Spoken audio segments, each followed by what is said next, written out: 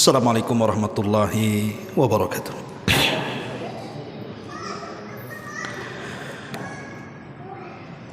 Bihamdillahi wassalatu wassalamu ala rasulillah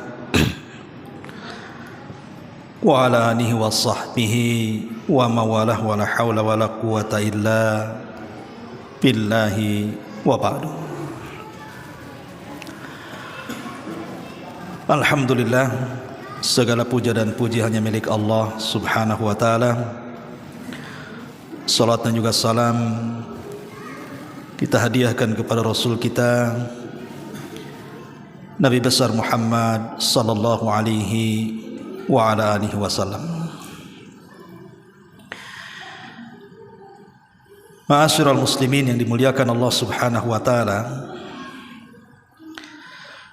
alhamdulillah, malam ini insyaallah kita akan mengkaji satu tema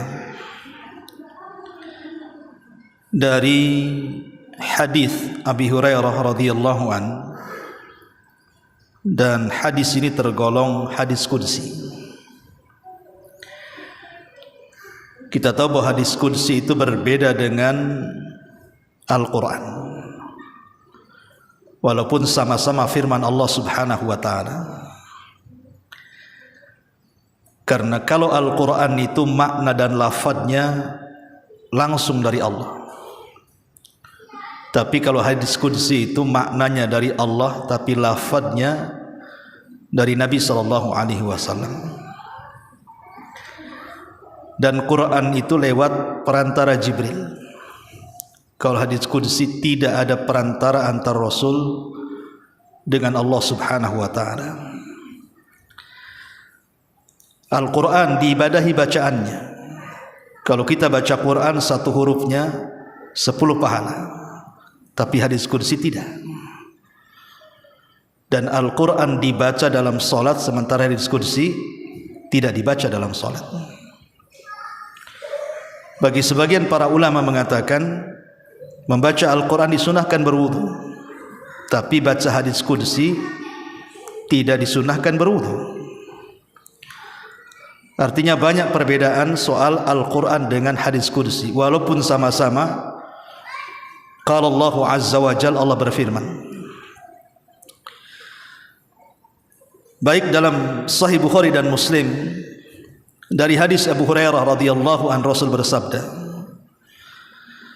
yaqulullahu tabaraka wa ta'ala, Allah subhanahu wa ta'ala berfirman, ana inda dhanni abdi bi wa ana ma'ahu idza dzakarani fa in dzakarani fi nafsihi dzakartuhu fi nafsi wa in dzakarani fi mala'in dzakartuhu fi mala'in khairi minhum. Dari Abu Hurairah radhiyallahu an, Nabi sallallahu alaihi wasallam bersabda, Allah berfirman, sesungguhnya saya bersama prasangka hambaku, dan aku akan bersamanya. Jika dia mengingatku dalam dirinya, aku pun akan mengingatnya dalam diriku. Tapi jika dia mengingatku di tengah-tengah keramaian manusia, maka aku pun akan mengingatnya di tengah keramaian para malaikat di atas sana, jauh lebih baik dibandingkan dia mengingatku. Hadis ini ikhwatu fiddin muliakan Allah azza wa jal, bicara tentang keajaiban zikir. Kita sering berzikir, baik selepas sholat ataupun zikir pagi petang, atau sebelum tidur dan bangun dari tidur, dan begitu seterusnya. Terkadang kita kurang bergairah berzikir itu. Apa masalahnya? Masalahnya karena kita tidak paham apa itu zikir. Maka kajian di malam hari ini kita akan mengupas apa rahasia zikir dan apa zikir itu sendiri. Karena begini ikhwatu fiddin muliakan Allah azza wa jalla, kita bayangkan di sekitar kita, Kekuasaan Allah Subhanahu wa taala itu terbentang di mata kita. Ketika kita melihat langit, di situ ada kekuasaan Allah. Ketika kita melihat ke bumi, di situ juga banyak kekuasaan Allah. Bahkan ketika melihat diri kita sendiri dalam kaca, itu ada kekuasaan Allah. Wa fi anfusikum afala tubsirun, dan pada diri kalian itu ada tanda kuasa Allah.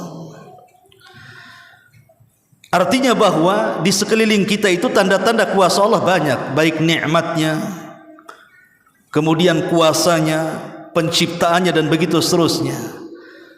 Tapi kekuasaan yang terbentang di mata kita, terkadang kita dilupakan dari Allah, padahal Allah di depan mata dengan kekuasaannya, tapi kita dilupakan pula menyebut-nyebutnya. Ya tentu faktornya banyak. Salah satunya karena syaitan, hawa nafsu, faktor dunia, dan begitu seterusnya. Tapi yang ingin saya jelaskan di sini tentang apa makna zikir, apa tingkatan-tingkatan zikir, apa keutamaan-keutamaan zikir, dan apa pandangan Al-Quran tentang zikir. Inilah pembahasan, mudah-mudahan cukup sampai Isya. Ma'asyiral muslimin yang dimuliakan Allah Subhanahu wa taala. Ulama bahasa mengatakan makna zikir itu artinya lawan daripada lupa. Zikir itu artinya ingat, berarti lawannya lupa. Dalam bahasa Arab, laki-laki zakar, za kaf ra, zakarun. Kalau perempuan untha. Kenapa laki-laki disebut zakar? Dari kalimat zikir. Karena laki-laki itu lebih banyak ingatannya dibandingkan perempuan. Jadi kekuatan ingatan laki-laki itu lebih dibandingkan ingatan wanita. Atau yang kedua, karena laki-laki itu lebih banyak disebut dibandingkan wanita. Makanya laki-laki dalam bahasa Arab disebut zakar, karena daya ingatnya yang kuat. Kemudian karena juga banyak disebut dibandingkan wanita. Makanya dalam dunia persaksian, perempuan itu dia separuh dari laki-laki. Laki-laki satu, perempuan dua, kan itu. Itu secara bahasa bahwa zikir itu artinya ingat, lawan daripada lupa. Atau ada yang mengatakan bahwa zikir itu sesuatu yang terucap dalam lisan. Berarti kalau ini maksudnya lawan daripada diam. Jadi zikir itu ada dua, lawan daripada lupa, ingat, atau lawan daripada diam, artinya bunyi. Ya, itu secara bahasa. Dari sini ma'asyiral muslimin yang dimuliakan Allah Azza wa Jalla, maka para ulama dari dua definisi ini membagi bahwa zikir itu dua macam. Ada namanya zikrun bil lisan, ada namanya zikrun bil qalbi. Ada zikir dengan lisan dan ada zikir dengan hati. Adapun zikir dengan lisan lawan daripada diam. Adapun zikir dengan hati lawan daripada lupa. Ma'asyiral muslimin yang dimuliakan Allah Subhanahu wa taala. Adapun zikir dengan lisan ma'ruf. Antum membaca subhanallah, subhanallah, hamdulillah, hamdulillah, la ilaha illallah, Allahu akbar. Itu namanya zikir dengan lisan. Adapun zikir dengan hati, itulah yang disebut dengan ingat Allah Subhanahu wa taala dari dosa-dosa yang kita lakukan.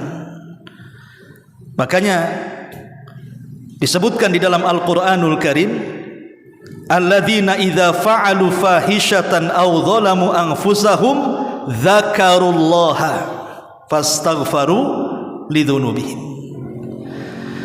Orang-orang yang mereka melakukan fahisyah, perbuatan-perbuatan maksiat atau mereka menzalimi diri-diri mereka, zakarullah, langsung mereka ingat Allah. Kemudian mereka pun mengucapkan astagfirullah. Jadi yang dimaksud zikir dengan hati itu artinya diingatkan kalau dia sedang maksiat sehingga dia berhenti dan dia menangis kepada Allah Subhanahu wa taala, sebagaimana hadis Nabi SAW ketika membicarakan tentang 7 kelompok yang akan mendapatkan naungan di hari yang tidak ada naungan kecuali naungan Allah. Salah satunya apa? Rajulun dzakarallah fafadat aina, seorang laki-laki yang ingat Allah kemudian menangislah dia, hatinya ingat. Ini secara makna zikir. Syekhul Islam Ibn Taimiyah rahimahullahu taala, beliau mengatakan bahwa zikir itu umum maknanya. Jadi zikir itu bukan hanya sekedar memuji Allah Subhanahu wa taala dengan tasbih, tahlil, takbir dan begitu seterusnya, atau bukan hanya sekedar mengingat dosa-dosa kemudian istighfar, tapi makna zikir itu luas, kata beliau. Baik, kita akan baca ucapan beliau. Berkata Syekhul Islam Ibn Taimiyah rahimahullahu taala, kullu ma takallama bihi lisan wa tasawwarahu al-qalb mimma yutaqarrab ila Allah min ta'allumi ilmin wa ta'limihi wa amira bil ma'ruf wa amrin bil ma'rufi wa nahyin 'anil munkarin fahuwa min dzikrillah. Wa li hadha man ishtaghala bi talabul ilmi nafi ba'da ada'il faraid aw jalasa majlisan yatafaqqah aw yufaqihu fihi al-fiqh alladhi sammahu Allah wa rasuluhu fiqhan fahadha aidan min afdali dzikrillahi azza wa jalla. Perhatikan perkataan Ibnu Taimiyah, dia mengatakan setiap yang diucapkan oleh lisan dari ucapan yang baik, atau sesuatu yang dipikirkan hati dari renungan-renungan kebaikan yang bisa mendekatkan diri kepada Allah Subhanahu wa taala, atau orang yang mengajarkan ilmu atau belajar ilmu, atau orang yang menyuruh manusia kepada kebaikan dan mencegah dari kemungkaran, itu semua disebut zikir. Termasuk orang yang menyibukkan dengan talabul ilmi, menuntut ilmu setelah melaksanakan kewajiban-kewajiban, atau duduk di majlis ilmu dan mempelajari fikih di dalamnya, maka ini adalah seafdal-afdalnya zikir. Jadi sini zikir ini luas sebenarnya maknanya. Tidak mesti kemudian orang itu duduk membaca tasbih, takbir, tahlil dan begitu seterusnya, atau orang diingatkan akan dosa sehingga istighfar, tapi semua perbuatan baik itu disebut zikir. Ini menurut Syekhul Islam Ibn Taimiyah rahimahullahu taala. Yang menarik adalah ucapan Imam Ibnul Qayyim rahimahullahu taala. Beliau mengatakan bahwa seafdal-afdalnya zikir kalau terkandung 3 perkara. Seutama-utama zikir, kata Imam Ibnul Qayyim rahimahullahu taala, kalau terkandung 3 perkara. Pertama, kata beliau, as-sana'u, pujian. Yang kedua, ad-du'a'u, doa. Yang ketiga, ar-ri'ayatu, ri'ayah, diingatkan akan kebaikan Allah kepada kita. Ini kata Imam Ibnul Qayyim, kalau terangkai dari 3 perkara ini, inilah seafdal-afdalnya zikir. Pertama, as-sana. Sana itu artinya pujian. Allah Subhanahu wa taala memiliki asmaul husna dan sifat-sifat yang ula, nama-nama yang indah dan sifat-sifat yang baik. Ketika kemudian kita menyebut nama-nama Allah yang baik, Ar-Rahman, Ar-Rahim, Al-Malik, Al-Qudus dan begitu seterusnya, berarti kita sedang memuji Allah Subhanahu wa taala. Itu disebut as-sana.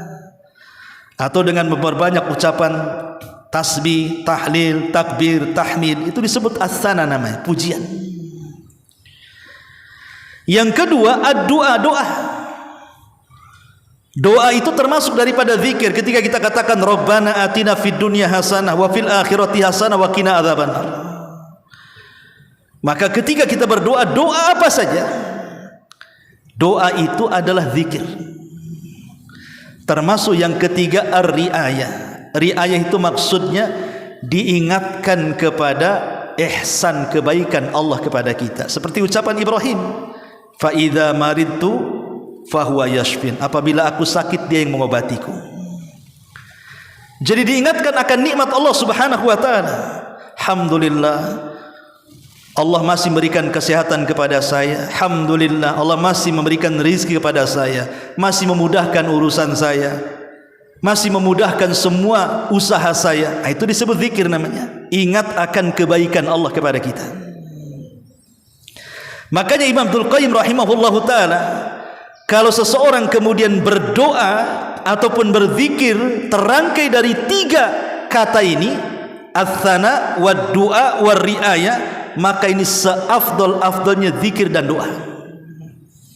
Jadi kalau kita hendak meminta sesuatu kepada Allah Subhanahu wa taala, mulai dengan pujian, dengan cara menyebut nama-namanya, apalagi Ismul A'zam kan itu.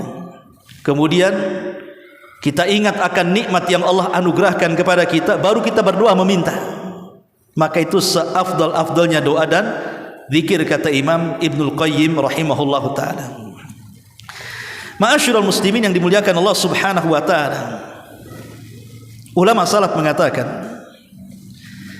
zikir itu adalah ruhnya sebuah amalan. Zikir itu adalah ruhnya sebuah amalan.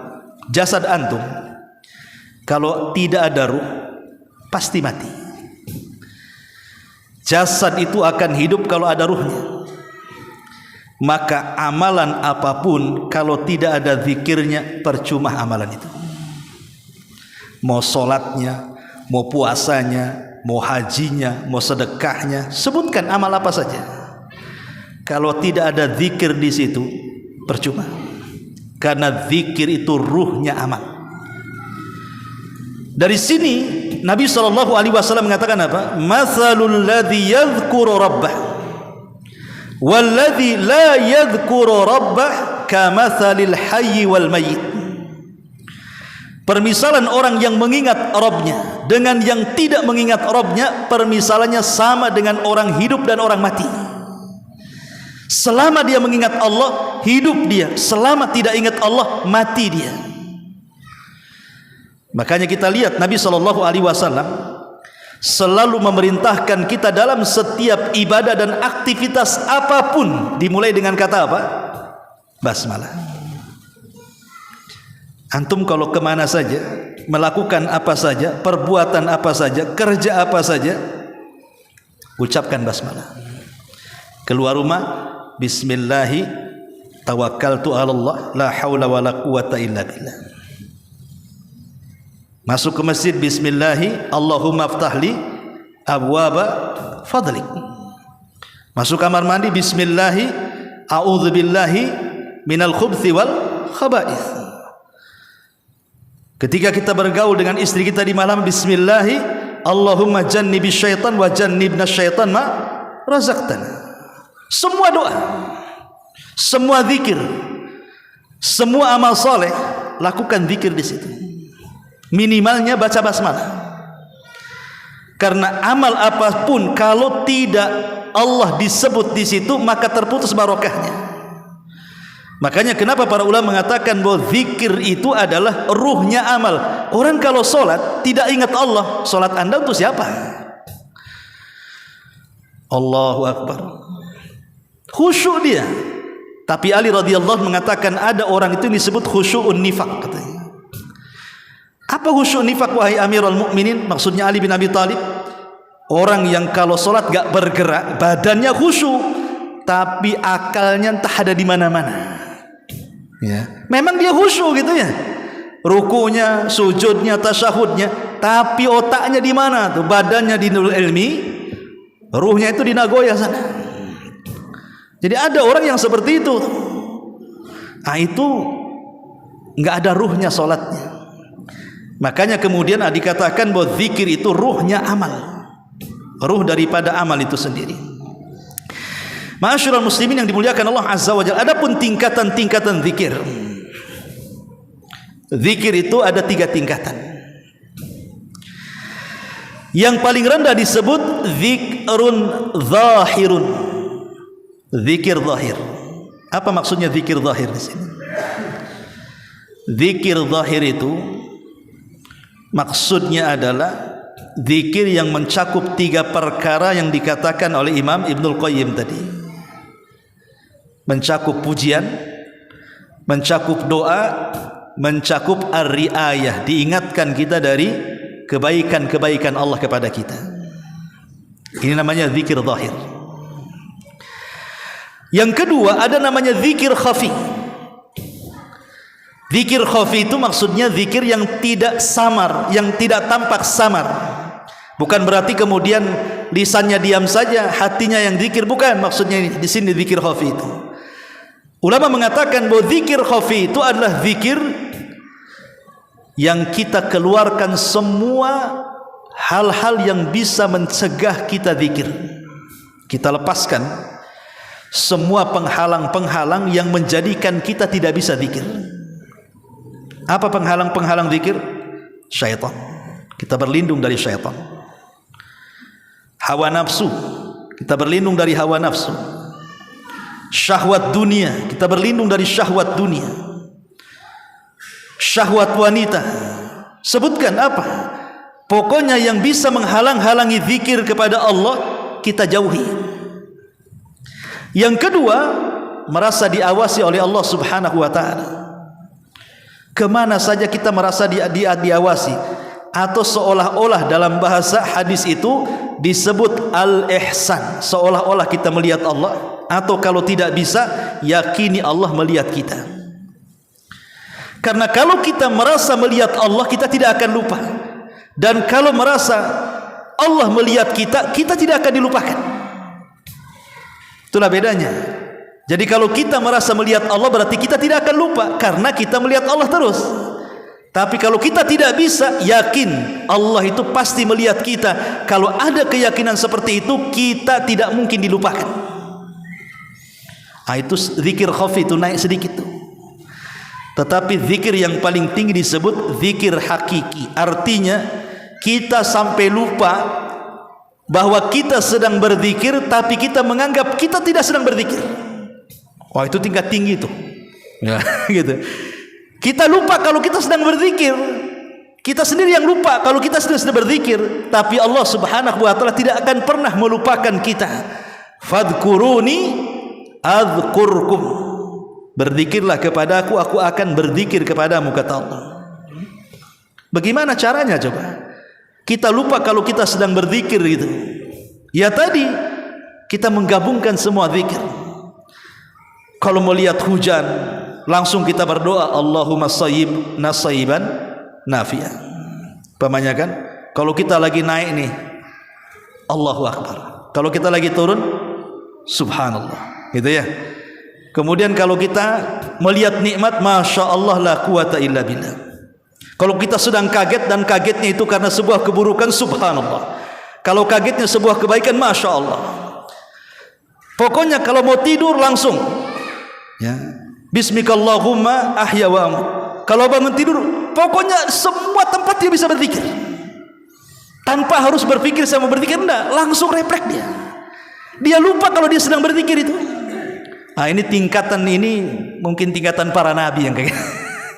Kalau kita kan kadang-kadang diingatkan sama istri, udah baca belum? Kan kita ini bukan ahli zikir, ahli ghaflah namanya ya, lawan daripada zikir. Ya. Itu jangan-jangan 3 tingkatan udah masuk kita di sini. Subhanallah coba. Jadi ma'asyiral muslimin yang dimuliakan Allah Subhanahu wa ta'ala. Tapi yang menarik di sini adalah zikir ini amalan yang ringan, tapi mendulang pahala banyak. Anak kecil bisa zikir, anak remaja bisa zikir, orang tua bisa zikir, perempuan bisa zikir, laki-laki bisa zikir, orang sehat bisa zikir, orang sakit bisa zikir, orang safar bisa zikir, orang mukim bisa zikir, orang duduk, baring, berdiri, dimanapun orang bisa zikir. Itulah ibadah yang tidak ada ruang waktu, tidak ada ruang tempat. Itulah zikir. Di mana saja kita bisa zikir. Tapi lihat bagaimana Nabi SAW mengatakan kepada para sahabatnya, ala ukhbirukum bi khairi min a'malikum wa azkaha inda malikikum wa arfauha fi darajatikum wa khairun lakum min infaqiz zahabi wal warik wa khairun lakum min an talqau aduwakum fatadribu a'naqahum wa yadribu a'naqakum. Qalu bala ya Rasulullah. Qala dzikrullahi azza wa jalla. Kata Nabi, maukah ku habarkan kepada kalian amalan yang paling baik? Satu, bisa membersihkan hati-hati kalian. Dua, bisa mengangkat derajat kalian di sorga. Tiga, lebih baik daripada infak emas dan perak, lebih baik daripada berjumpa musuh dalam peperangan engkau membunuh atau engkau dibunuh. Kata sahabat, amalan apa itu? Kok dalam satu amalan bisa menghasilkan 5 keutamaan? Amalan terbaik, bisa membersihkan jiwa, mengangkat derajat, lebih baik daripada infak emas dan perak, bahkan lebih baik daripada jihad dan mati syahid. Sahabat mengatakan, tentu Rasul. Amalan apa itu? Maka Rasul mengatakan, zikrullah, berzikir kepada Allah Azza wa Jalla. Bahkan dikatakan oleh masyayikh, ucapan satu kali tasbih subhanallah itu lebih baik daripada dunia dan isinya. Ya, ma'asyiral muslimin yang dimuliakan Allah Azza wa Jalla. Bahkan hadis yang tadi saya baca, apa kata Allah dalam hadis kursi? In dzakarani fi nafsihi dzakartuhu fi nafsi, wa in dzakarani fi mala'in dzakartuhu fil mala'i khairi minhum. Jika kata Allah, jika hambaku mengingat aku dalam dirinya, pahamnya antum sendirian di masjid, subhanallah, subhanallah, alhamdulillah, alhamdulillah kan, maka Allah akan memuji kita langsung di hadapannya. Allah puji kita di hadapan Allah. Tetapi kalau kita zikir di keramaian, pamannya antum lagi kerja di kantor, subhanallah, subhanallah, subhanallah. Antum lagi di pasar, subhanallah, subhanallah. Antum di pekerjaan, subhanallah, subhanallah. Pokoknya zikir apa saja. Maka aku akan berzikir, maksudnya memuji kalian di hadapan makhluk yang ada di langit sana, jauh lebih baik dibandingkan zikir kita kepada Allah Subhanahu wa taala. Subhanallah. Coba bayangkan antum menjadi selebritis langit, disebut-sebut nama kita di hadapan para malaikat, di hadapan Jibril, Mikail, Israfil, malaikat Arsy. Subhanallah. Kalau kita berzikir di keramaian, maksudnya di tengah-tengah keramaian kita masih bisa mengucapkan subhanallah, subhanallah. Di saat bekerja masih bisa mengucapkan subhanallah, alhamdulillah. Pokoknya di tengah-tengah orang ramai kita masih bisa berzikir gitu. Di tengah-tengah orang ngobrol nih, kita berzikir pula. Nah, gitu maksudnya. Ma'asyiral muslimin yang dimuliakan Allah Subhanahu wa taala. Adapun keutamaan zikir. Satu, itmi'nanul qulub. Menjadi tenang hati kita. Ketenangan hati itu adalah surga dunia, ikhwan. Imam Ibnul Qayyim mengatakan, "Man lam yadkhul al-jannata fid dunya lam yadkhulil jannata fil akhirah." Orang kalau tidak masuk surga dunia, jangan harap bisa masuk surga akhirat. Jadi orang kalau tidak masuk surga di dunia, dia tidak akan pernah masuk surga di akhirat. Apa yang dimaksud surga dunia di sini? Imam Ibnul Qayyim mengatakan yang dimaksud surga dunia adalah itminanul qalbi, ketenangan hati. Itulah surga dunia. Sebab hati yang tidak tenang itu apapun tidak bisa dilakukan. Orang kalau tidak tenang nggak bisa sholat. Pemanya antum ada masalah nih, jangan masalah pekerjaan, masalah keluarga saja, bertengkar dengan istri, mana bisa antum sholat? Allahu Akbar kemana-mana tuh tak tuh. Ya.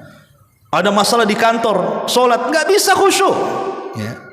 Sebutkan masalah apa, dibawa ke sholat nggak bisa. Apalagi kemudian mau ibadah-ibadah yang lain, malas itu. Tapi kalau hati senang, hati tenang, Masya Allah, ibadah apapun bisa lakukan tanpa beban. Itu yang disebut dengan surga dunia, kata Imam Ibnu Qayyim.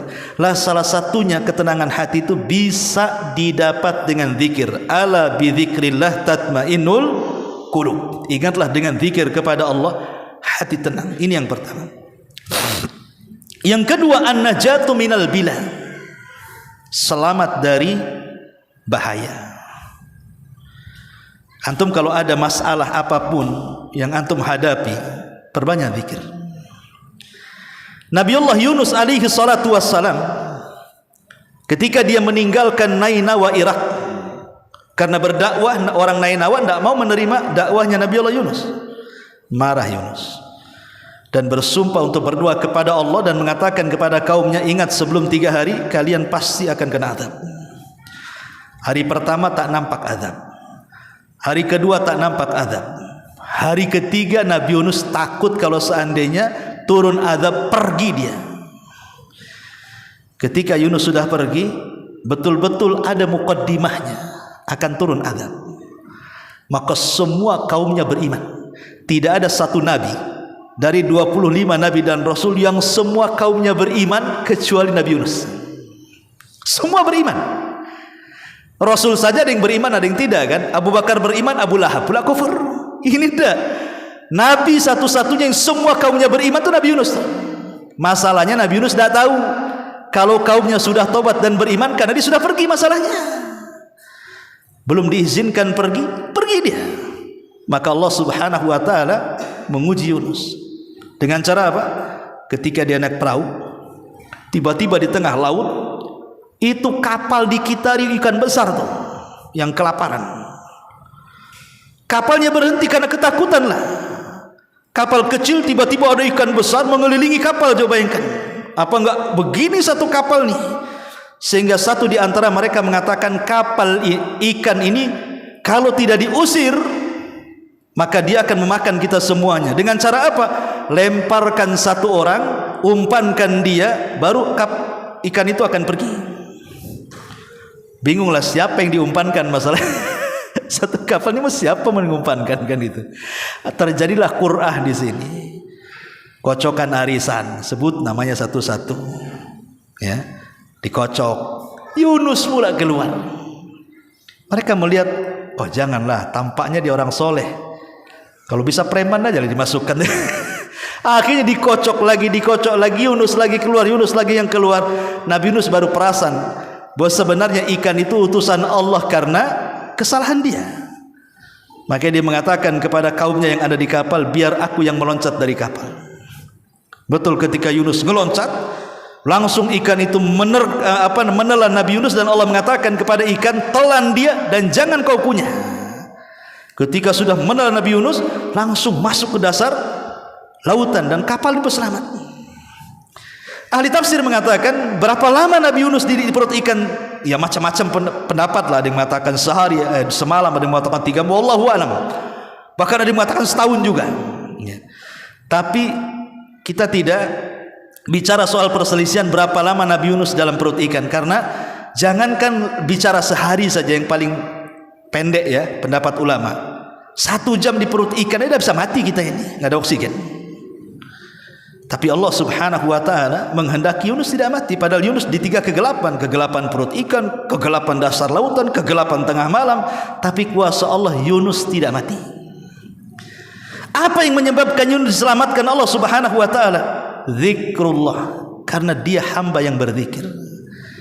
Selama di perut ikan, Yunus hanya mengatakan la ilaha illa anta subhanaka inni kuntu minadz zalimin. Allah katakan falaula minal musabbihin la labitha fi batnil huti ila yaumi yub'atsun. Kalau Yunus bukan ahli tasbih, tentu dia akan tetap di perut ikan sampai kiamat dibangkitkan. Ketika Yunus terus bertasbih, berzikir, akhirnya Allah takdirkan Yunus diselamatkan, dimuntahkan lagi ikan itu, keluar Nabi Yunus hidup-hidup. Dari sini ada faedah apa? Zikir ini bisa menyelamatkan dari bala. Apapun urusan antum, apapun masalah antum, perbanyak zikir. Nanti Allah uraikan. Karena kaidahnya masalah itu datang dari Allah. kalau Allah libatkan untuk menyelesaikan masalah kecil bagi Allah. Kalau kita tidak pernah melibatkan Allah dalam masalah kita, sekecil apapun masalah, tidak akan ada jalan keluarnya. Karena Allah yang menciptakan masalahnya. Ya, ini yang kedua. Yang ketiga, maghfiratul dzunub. Bahwa di antara faedah zikir adalah bisa menghapuskan dosa. Coba saja umpamanya antum ngobrol dengan beberapa orang. Terkadang kalau keasikan ngobrol, terkadang mungkin jatuh ke ghibah, jatuh ke namimah, jatuh ke mencela. Kita kalau banyak orang ngobrol, kadang-kadang bercanda, jatuhlah ke dosa-dosa kan. Kita tidak tahu, karena orang yang paling, kalau orang sudah banyak ngomong tuh pasti kepelesetnya banyak tuh. Tapi Nabi SAW mengarahkan, apabila kita bermajlis, kemudian selesai kita bermajlis membaca doa kafaratul majlis, subhanakallahumma wa bihamdika asyhadu an la ilaha illa anta astaghfiruka wa atubu ilaik. Apa kata Rasul? Maka dosa-dosa di majlis itu Allah hapuskan. Maka disebut doa kafaratul majlis. Itu penting, doa kafaratul majlis itu. Bukan hanya habis kajian kemudian saya doa kafaratul majlis. Tidak. Antum duduk di warung kopi, ngobrol, habis buyar, sebelum pergi antum baca sambil pergi, ya kan? Subhanakallah bihamdika. Karena takut ketika kita bermajlis kita gibah orang masalahnya. Lah dari sini kita tahu bahwa zikir itu bisa menghapuskan dosa. Dan Allah mengatakan wadz-dzakirinallaha katsiran wadz-dzakirat a'addallahu lahum maghfiratan wa ajran 'azima. Dan orang-orang yang mengingat Allah dengan mengingat yang banyak, baik laki-laki ataupun perempuan, Allah sudah siapkan ampunan dan pahala besar. Dan ingat, orang dikatakan ahli zikir. Kalau antum ingin mendapatkan predikat ahli zikir, apakah setiap hari dari pagi, siang, sore, malam antum bertasbih, bertahlil, bertakbir dan begitu seterusnya baru dikatakan ahli zikir? Tidak. Ulama mengatakan seperti yang dikatakan oleh Al-Imam Ibnu Salah rahimahullahu taala, orang dikatakan ahli zikir itu kalau dia melanggengkan zikir di 4 tempat. Pertama, zikir selepas sholat. Selepas sholat kita berzikir. Yang kedua, zikir ketika sebelum tidur dan setelah tidur. Yang ketiga, zikir pagi dan petang. Zikir pagi dan petang. Sudah nih, zikir pagi dan petang. Kemudian yang keempat, ada yang mengatakan zikir keluar rumah. 4 perkara ini. Pertama, zikir selepas sholat. Yang kedua, zikir pagi dan petang. Yang ketiga, zikir sebelum tidur dan sesudah. Dan yang keempat, zikir ketika keluar rumah. Kalau antum bisa melakukan setiap hari, maka antum disebut ahli zikir. Itulah yang Allah mengatakan, ya ayyuhalladzina amanu dzkurullaha dzikran katsira. Wahai orang-orang yang beriman, berzikirlah kepada Allah dengan zikir yang banyak. Maksudnya disebut ahli zikir bukan terus zikir, sariawan lah kita dibuatnya. Maksudnya cukup di 4 tempat ini saja antum lakukan, itu termasuk ahli zikir. Dan kalau disebut ahli zikir, berarti akan banyak keutamaan yang antum dapatkan. Abu Hurairah radhiyallahu anhu, dia mengatakan salasatun, menukilkan dari hadis Nabi, kata Abu Hurairah, Rasul bersabda, salasatun la yuraddu du'auhum. Ada 3 kelompok tidak mungkin ditolak doanya, pasti diijabah. Yang pertama, adz-dzakirullaha katsira, orang yang banyak berzikir, ahli zikir. Jadi kalau orang melanggengkan 4 zikir di 4 tempat tadi, sehingga disebut ahli zikir, doanya tidak mungkin ditolak. Ini satu. Yang kedua, da'watul madhlum, doa orang yang dizalimi tidak mungkin ditolak walaupun dia orang kafir. Apalagi yang berdoa orang muslim, orang kafir aja akan dikabulkan doanya kalau dia dari pihak yang dizalimi, bukan karena kekafirannya, karena Allah tidak suka dengan kezaliman. Kemudian yang ketiga, al-imamul muqsit, pemimpin yang adil. Pemimpin yang adil ini kalau berdoa mustajab. Tapi kalau pemimpin yang zalim, dia yang kewalat karena rakyatnya mendoakan dia keburukan. Dari sini kita tahu bahwa kalau kita sampai memiliki predikat ahli zikir, cukup melaksanakan zikir di 4 tempat tadi, maka Rasulullah SAW mengatakan doanya tidak mungkin ditolak. Artinya mustajab. Ya, ini terus salah satu daripada keutamaan zikir kepada Allah Subhanahu wa taala. Ini juga di antara keutamaannya. Kemudian juga di antara keutamaan berzikir kepada Allah Subhanahu wa taala, al-falah, mendapatkan keberuntungan. Karena Allah mengatakan wadhkurullaha katsiran la'allakum tuflihun. Berzikirlah kepada Allah dengan zikir yang banyak supaya kalian beruntung. Dan zikir kepada Allah sama dengan Allah menyebut-nyebut kita di hadapan makhluk yang ada di atas sana.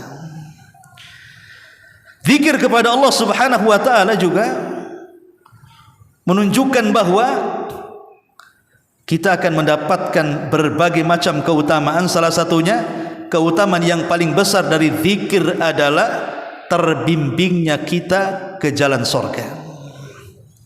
Karena setiap kita maksiat diingatkan, setiap kita maksiat diingatkan dengan Allah Subhanahu wa taala sehingga kita terjaga. Ma'asyiral muslimin yang dimuliakan Allah Subhanahu wa taala, adapun penghalang-penghalang zikir. Yang pertama, mulazamatus syaitani lahum. Karena ada setan yang senantiasa melekat di badan kita. Seperti apa contohnya? Orang masuk kamar mandi tidak baca ta'awud. Kalau orang masuk kamar mandi kita tidak baca a'udzubillah minasyaitan gitu, minal khubthi wal khaba'ith, maka aurat kita akan tampak kepada mereka. Syekh Abdullah Imam dalam kitabnya Alam Jin, Syekh Abdul Imam menyebutkan salah satu jatuh cinta jin kepada manusia adalah ketika aurat kita terus tampak di hadapan mereka. Kapan itu? Ketika masuk kamar mandi tidak berzikir, tidak ta'awud dari khubthi wal khaba'ith, maka lama-lama setan akan nonton aurat kita terus, lama-lama jatuh cinta. Dan itulah sebahaya bahasa jin yang disebut dengan jinnul asyik namanya, yang akan melekat pada badan kita. Maka kalau sudah banyak setan di badan kita, itu sulit untuk berzikir. Ya. Kemudian juga yang kedua, hawa nafsu. Hawa nafsu itu yang mendorong kita ini susah berzikir kepada Allah. Di mana setan melahirkan syubhat dan hawa nafsu melahirkan syahwat. Kalau ada syubhat dan syahwat, sulit kita berzikir kepada Allah Subhanahu wa taala. Inilah di antara, dan banyak lagi penghalang-penghalang zikir, dilalaikan dari anak-anak, keluarga, kawan-kawan yang jahat, cinta dunia, dan begitu seterusnya. Itulah di antara penghalang-penghalang zikir. Tapi masih banyak pembahasan, tapi sudah isya. Kita lanjutkan dengan kesempatan. Mudah-mudahan ada manfaatnya. Subhanakallahumma bihamdika asyhadu an la ilaha illa anta astaghfiruka wa atubu ilaik. Allahu ta'ala alam. Assalamualaikum warahmatullahi wabarakatuh.